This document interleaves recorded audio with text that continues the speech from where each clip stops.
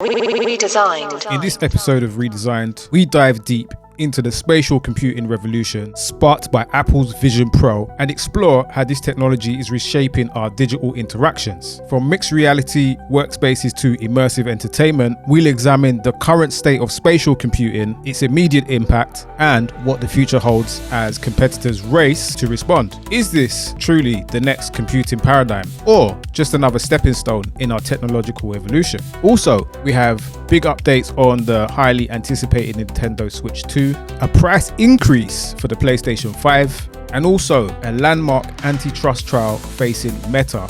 Oh, and check this, a £10,000 levitating turntable. All of that and more coming up after the intro.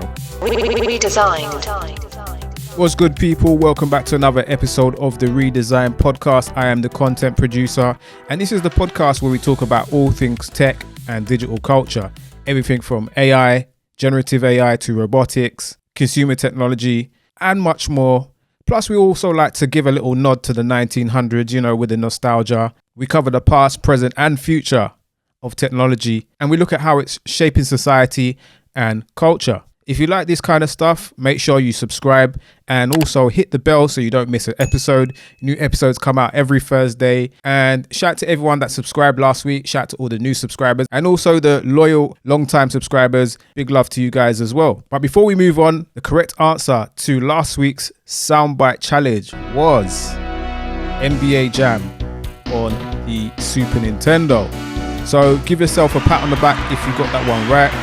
As always, we got a new Soundbyte challenge towards the end of the episode, so look out for that one. And also, don't forget, we've got Scrolling Deep, where I look at all the weird stuff that I've seen online on my scrolling journeys. We all like a good scroll, so do you know what I mean? Like it's good to highlight what comes up on the feed. You never know what you might find on Scrolling Deep.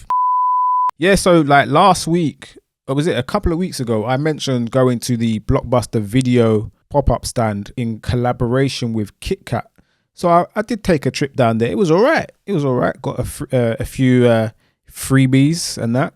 Got a couple of movies with the family and that. A few KitKats. I got to say the salted caramel was quite nice. Shout out to Nestle. Shout out to KitKat for that. And also, yeah, man, the retro TV, the CRT TV stand, that was sick. Kind of forgot how bright those things were. There's no wonder why when we was kids, our parents always used to tell us, move away from the telly. You ever been told that when you was a little kid, like, move away from the telly, you're sitting too close. Those things are proper bright in comparison. I can't lie. Yeah, but that was all right. And also, I was really lucky to actually be walking past. There was a Tesla pop-up as well on Tottenham Court Road. And I got to see the Tesla Optimus, and I actually got to sit inside the Cybertruck. I've got to be honest, the Cybertruck, I wouldn't buy one, It's not the sort of car, it's so big as well. Like, it's not the sort of car you drive yourself either. Like, it has to be fully autonomous. Like, I don't think I'd want to. And it's the steering wheel as well. Like, I don't know. What do you think? But anyway, let's get cracking with this week's episode.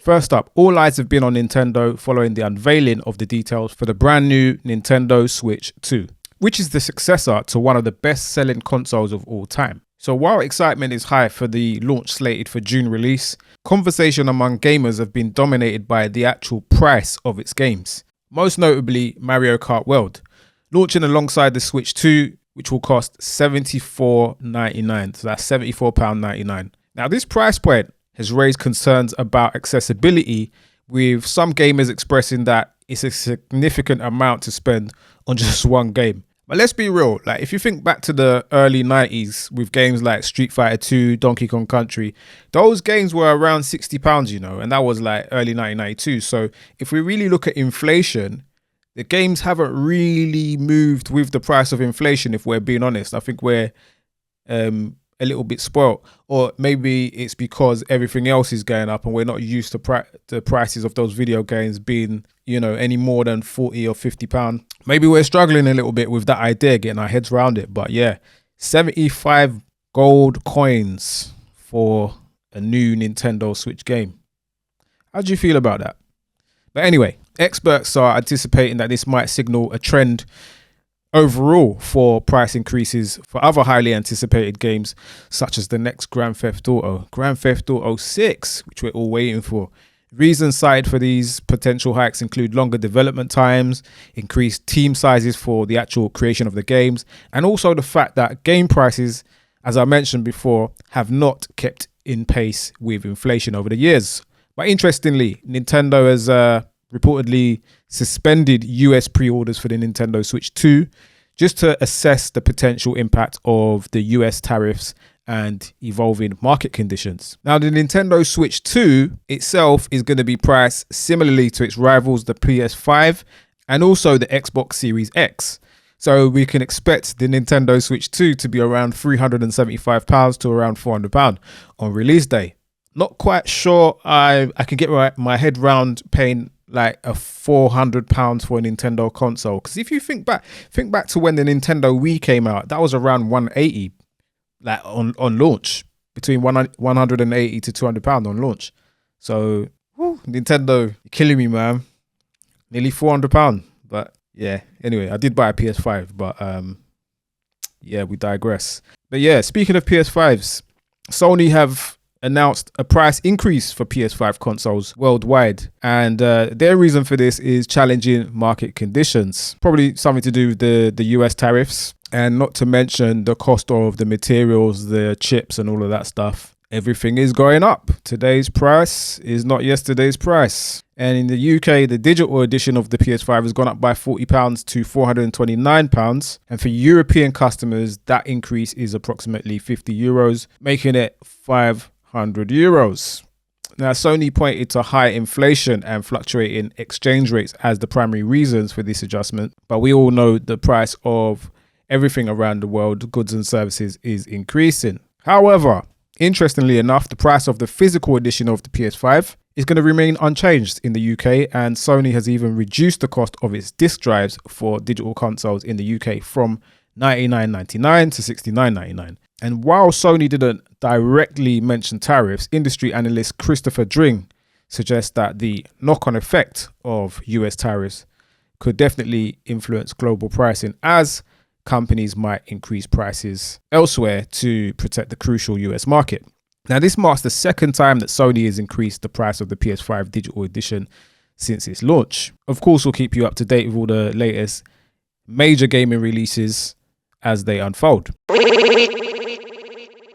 Now, in the world of social media and technology, a landmark antitrust trial is about to begin. We're talking about Meta, the parent company of Facebook, Instagram and WhatsApp. Now, the trial is taking place in Washington, and the US Competition and Consumer Watchdog alleges that Meta's acquisitions of Instagram in 2012 and WhatsApp in 2014 were aimed at eliminating competition, effectively establishing a monopoly. The FTC, despite having previously approved these acquisitions, now believe it has grounds to challenge them. Now, if the FTC wins this trial, the CEO of Meta, Mark Zuckerberg, could be forced to sell off both Instagram and WhatsApp. The FTC's argument hinges on the idea that the acquisition of Instagram in particular neutralized a rising competitive threat to Facebook. Evidence cited includes statements from Mark Zuckerberg himself, such as emails reportedly saying, "It's actually better to buy than to compete." Meta, on the other hand, is expected to argue that the primary question is whether consumers have benefited from these mergers, likely presenting evidence of Instagram's growth and success under Facebook's ownership. The trial is expected to last several weeks, with both Mark Zuckerberg and former COO Sheryl Sandberg expected to testify. The case also has a political backdrop, with reports of Mark Zuckerberg lobbying President Trump and concerns raised about potential political interference with the FTC. Legal experts suggest that the FTC might actually face an uphill battle compared to other antitrust cases, as there is much more competition in the personal network services space where Meta operates, with platforms such as TikTok, YouTube and X being significant players. It's going to be an interesting one. Definitely going to be an interesting end to 2025. I tell you that now, when it comes to social media and the whole online space. Let's move on. A company called Audio-Technica has unveiled Taru, a limited edition all-in-one record player priced at $10,000. Launched at Milan Design Week, the Hotaru features a glowing, magnetically levitating platter that hovers above a built-in speaker base. Limited to just 1,000 units worldwide, this turntable is described as both a high-end audio device and also an art piece.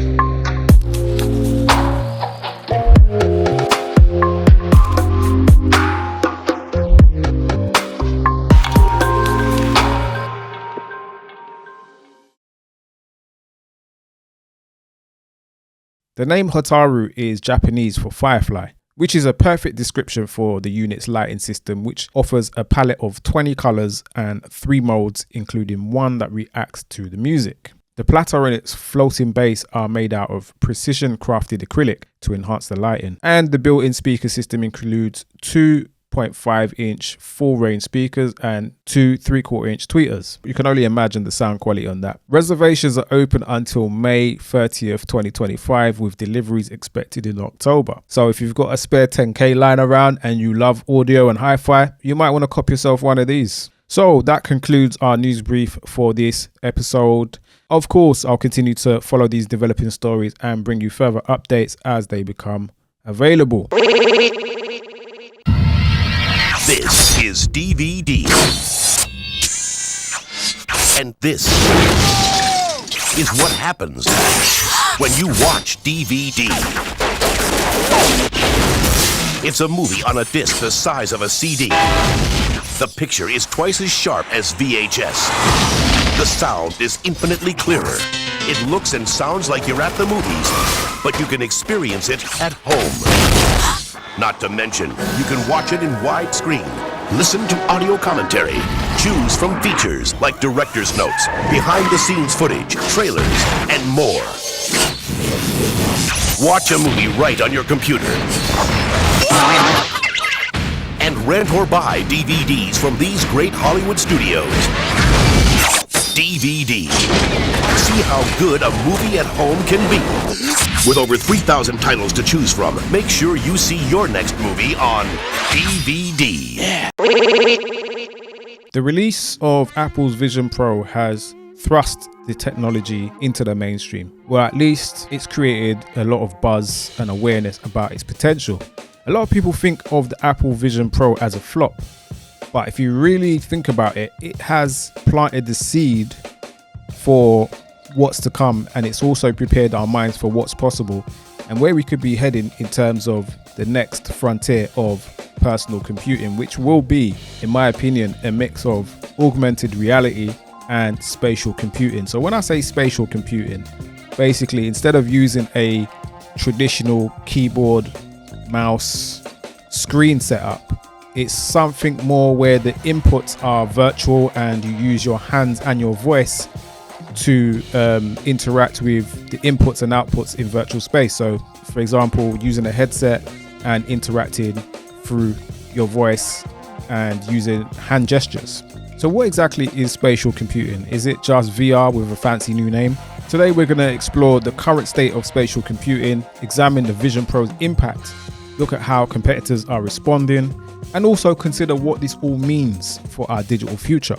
Now let's take a closer look at what spatial computing actually is. Before we look at specific devices, let's clarify what we mean by spatial computing. So unlike traditional computing that's confined to screens, like I mentioned before, spatial computing integrates digital information directly onto our physical environment. So it's not just about seeing digital content through headsets, it's about digital objects understanding and interacting with the physical world around us. Now, the concept itself isn't new. Researchers have been working on various forms of augmented and virtual reality since the 1960s, believe it or not. But what's actually changed is the technology's maturity. We now actually have the processing power, the display technology, and also the spatial awareness capabilities to make truly useful spatial computing experiences possible. What makes today's spatial computing different from previous VR and AR attempts is the seamless blending of the virtual and the physical. The Vision Pro, for example, doesn't just display floating windows, it anchors them to your physical space. If you move around, they will stay put as if they were physical objects. Now, this spatial persistence is a game changer for how we interact with digital information. Let's talk about the device that's brought spatial computing into the spotlight, Apple's Vision Pro. At 3.5K, it's definitely not a mass market product yet, but it does represent Apple's vision for the future of computing. The hardware itself is impressive. Dual micro OLED displays with a combined 23 million pixels, advanced eye tracking, hand tracking without controllers, and a new R1 chip dedicated to processing sensor data with minimal latency. But what does that all mean to you? Basically, it's fast, it's got hand tracking, it reacts to your inputs and your hand gestures in real time. That's basically what it does. What's more interesting is the software approach. Rather than creating a separate VR ecosystem, Apple extended their existing platforms. Vision OS is essentially iOS and macOS reimagined for spatial computing. So your existing apps are going to work in this new environment, floating as windows that you can place anywhere in your physical space. Early adopters have reported mixed experiences. For productivity, having unlimited virtual screen space is quite an interesting thing. Imagine having dozens of windows arranged all around you, all visible simultaneously. And for creative work, the ability to manipulate the 3D objects directly in space opens new possibilities, especially when you're working, which is quite exciting. But there are quite a few limitations. At the moment, the device is quite heavy. For that to sit on your head for a significant period of time would be quite jarring. And also the battery life reportedly is only about 2 hours. And the ecosystem of like truly spatial apps is still developing. So the developers, there are not very many developers out there making apps that are, proper groundbreaking when it comes to the Vision Pro. But that will change eventually, because the more money that goes into it, the more developers will jump on board and the more great ideas we're going to see. And because of AI and the whole coding thing with AI as well, I think we're going to see some crazy innovation in that space. But it's a matter of time. And let's not forget the social aspect. Wearing a face computer, basically what it is, fundamentally changes how you interact with others around you. That's the world we're going to be living in. Basically a computer on your face. But yeah, Apple isn't alone in this space. Meta has been investing billions in their vision of the metaverse with the Quest 3, which offers a much more affordable entry point at around $500. Microsoft had HoloLens, although that project's not coming out anymore. And also there's companies such as Magic Leap. But what's interesting is how different all their approaches are. Meta is betting on a more gaming and social focused experience with controllers, like gaming controllers as the primary input method. Microsoft has emphasized more industrial enterprise use cases as well. So you're going to be seeing that more at a corporate level. Apple, true to their form, is positioning Vision Pro as a premium computing platform that spans the breadth of productivity, entertainment, and communication as well. We're also seeing signs that Google is reviving their AR efforts.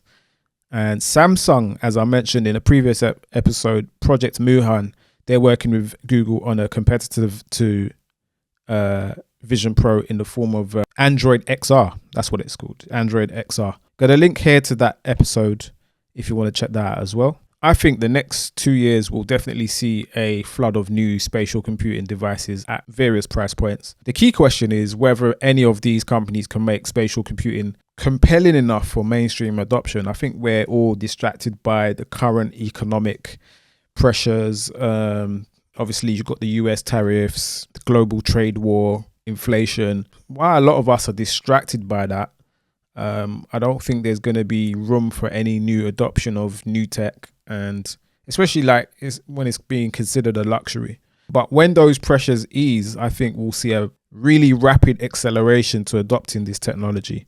I don't know. What do you think? But yeah, the technology is definitely impressive. But is it solving problems people actually have, or is it just a solution in search of a problem? Let's look at some real world applications and how the hardware is being applied today. So with that kind of hardware, spatial computing in healthcare, surgeons are using AR to visualize patient anatomy during procedures. And also architects and designers are using spatial computing to walk through buildings before they're actually constructed. So those are a couple of really good use cases that are currently in operation. Also, maintenance technicians can see repair instructions overlaid directly on the equipment they're working on. Yeah, for everyday users, the applications are still emerging. Virtual workspaces that extend beyond physical monitor limitations are definitely compelling for knowledge workers. And also you've got immersive entertainment experiences, not just games, but spatial films and experiences. Those offer new creative possibilities. And I actually think that there's gonna be some sort of nightclub component one day. That's if that doesn't already exist somewhere on the metaverse or Oculus, especially with so many nightclubs being shut down and the cost of going to nightclubs and nightlife in general. I think there could be I predict there will be some sort of raving in the metaverse. I predict that will happen maybe in the next 3 or 4 years. I don't know. What do you think? Do you think that there's a space for the nighttime economy in spatial computing and on the metaverse? Do you think that's possible? I definitely think that's going to be possible. And whoever gets to crack that code is going to be extremely rich. Trust me on that. Immersive entertainment is going to be huge when it comes to spatial computing. But you're not really going to see people talk about that until the mainstream news start talking about it. Just the same way as you saw these headlines about crypto, and then you saw the headlines about NFTs, and then you saw the headlines about AI, which is a massive trend. It's not a trend per se, but everyone's getting involved. Everyone's talking about it now. We're heading towards a point where mainstream adoption with AI has actually happened. It's happened already. So it's only going to get bigger from now. But yeah, anyway, the most transformative applications might be the ones we haven't imagined yet. So we spoke about how all the other use cases for medical, design, architecture, just as the smartphone enabled entirely new categories of apps that weren't possible on desktop computers, we're going to see spatial computing do exactly the same thing. It's going to likely enable experiences that don't even make sense in other areas, in other mediums. So where is this all headed? In the short term, we're going to see spatial computing remain primarily in specialized professional contexts and amongst proper tech enthusiasts. You're not going to see the average Joe using it. Why? Because the current devices are too expensive and cumbersome for mainstream adoption. But looking between 5 to 10 years ahead, as the technology shrinks in size and cost, I think maybe AR glasses, smart glasses, that might be the happy medium.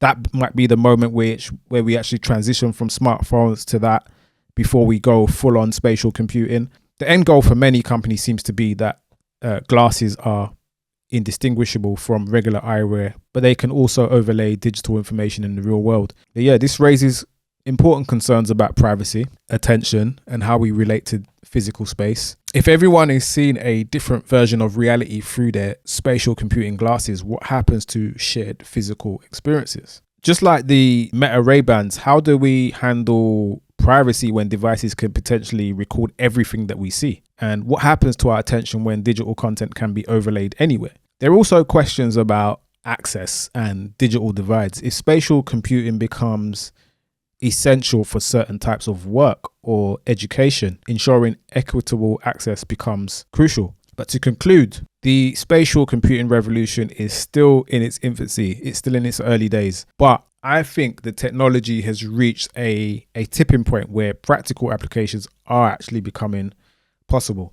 Now, whether or not Apple's Vision Pro succeeds commercially or not, it does represent a watershed moment, a very important milestone in computing history. The question isn't whether spatial computing will become part of our technological landscape, it's how quickly it will evolve and what forms it's going to take and how we'll adapt social norms and regulations to accommodate it, because it's going to happen. And as with any transformative technology, the most important thing is approaching it thoughtfully. So embracing the possibilities while being very mindful of the challenges. So the future of computing is definitely becoming more spatial, more integrated with our physical world, and potentially more intuitive, especially when we're opening up things with voice commands and AI, being able to speak directly to the computer to achieve a result. Definitely something to think about.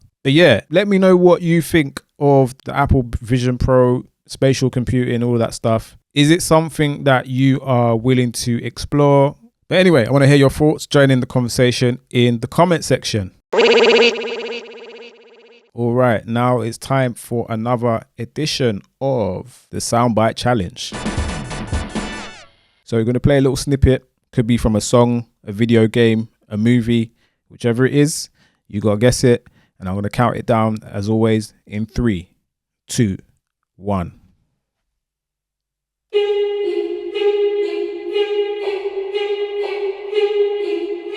If you think you know the right answer, drop it in the comments.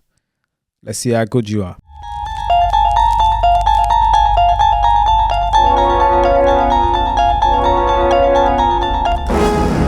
You are scrolling through an endless digital labyrinth where strange websites, bizarre posts, and conspiracy theories collide. A place where cursed videos autoplay, deep dive subreddits unravel reality, and the comment sections of social media posts spiral into madness. The algorithm is pulling you deeper, but where does it lead? Is it addiction? Is it the truth? Or just another glitch in the system? Welcome to Scrolling Deep. Scrolling Deep. Scrolling Deep.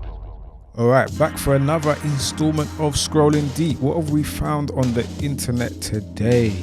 Listen, I've always believed that we're not alone in this universe. I've always believed that. Drop a 1 in the comments if you agree. This one's mad. Declassified CIA document claims aliens turned 23 Soviet soldiers to stone after UFO was shut down. Hey, that's wild. Yeah, and there's actually some proof on the CIA's website. Take a look at this. Declassified document. Hey, this is mad.